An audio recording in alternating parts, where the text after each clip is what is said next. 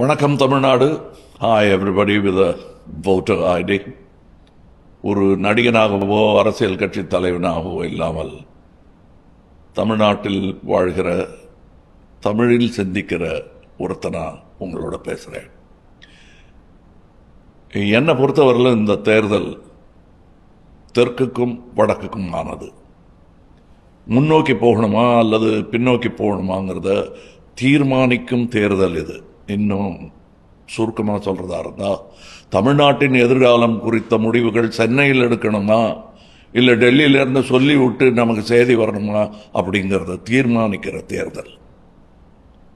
கடந்த 5 ஆண்டுகளில் தமிழ்நாட்டில் கொண்டு வரப்பட்ட திட்டங்களால் தமிழ்நாடு அனைத்து துறைகளிலும் முதலிடம் வகிக்கிறது. திராவிட மாடல் அரசு செய்திருக்கும் சாதனைகள் திரு மு.க. ஸ்டாலின் மீண்டும் தமிழ்நாட்டை ஆளும் தகுதி படைத்தவர் என்பதையே உறுதி செய்கிறது, காட்டுகிறது. அன்று பெரியார் நமக்கு சுயமரியாதையை தந்தார்.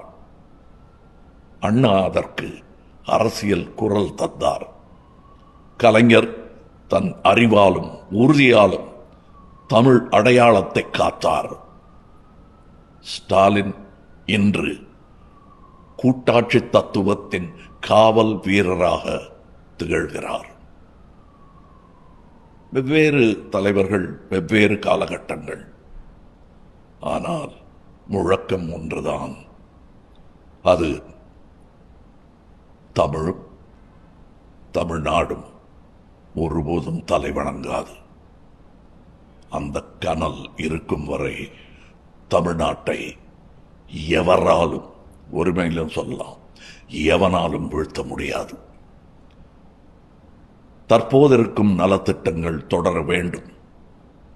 உலக நாடுகளுக்கு இணையாக தமிழ்நாடு உயர வேண்டும். அதற்கு உதயசூரியன் சின்னத்தில் வாக்களித்து பெருவாரியான வாக்குகள் வித்தியாசத்தில் வெற்றி பெறச் செய்ய வேண்டும். அதை நீங்களும் செய்வீர்கள் என்று நான் நம்புகிறேன். ஏதோ ஒரு ஹையில் உணர்ச்சி வசப்பட்டு யோசிக்காமல் வாக்களிச்சிட்டிங்கன்னா இது ரெடிமேட் சட்டை இல்லை. பிடிக்கலைன்னா உடனே எக்ஸ்சேஞ்ச் பண்ணிக்கிறதுக்கு. யாரால் நம்மை பாதுகாக்க முடியும்? யாரால் நம்ம உரிமைகளுக்காக போராட முடியும்? யாருக்கு உண்மையிலேயே அந்த எண்ணம் இருக்கு அப்படிங்கிறத யோசித்து உணர்ந்து வாக்களிப்பது அவசியம். திமுகவில் தான் அது சாத்தியமா என்று கேட்டால் வரலாறு ஆம் என்றே பதில் சொல்லும். நினைவிருக்கட்டும், தேர்தல் நாள் ஏப்ரல் 23.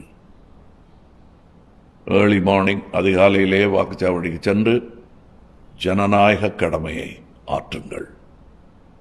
தமிழே எழுவாய், தமிழே வெல்வாய். One more time.